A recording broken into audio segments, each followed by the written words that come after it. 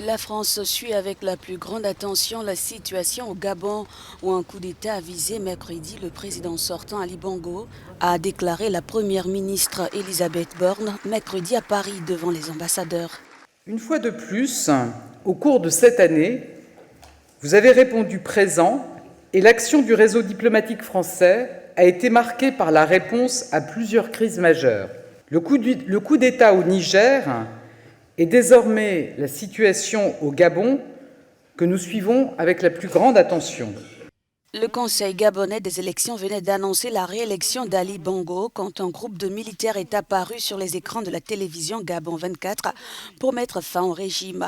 Invité à commenter ce coup, Joseph Borrell s'est montré prudent. Les nouvelles sont confuses. J'ai appris la nouvelle tôt ce matin. Si cela se confirme, il s'agit d'un nouveau coup d'État militaire qui accroît l'instabilité dans toute la région.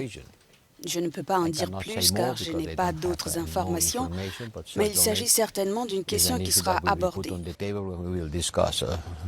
Avec la succession des coups d'État en Afrique, le 7e depuis 2020, Joseph Borrell appelle à redessiner la politique européenne en Afrique.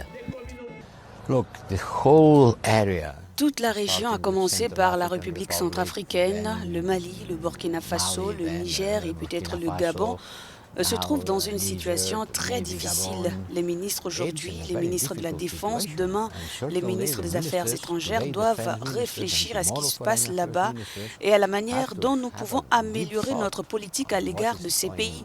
Il s'agit d'une question importante pour l'Europe. Jusqu'à sa réélection déjà très contestée en 2016, suivie de son AVC, puis sa longue convalescence ponctuée par un putsch raté en janvier 2019, Ali Bongo incarnait encore la longévité du régime.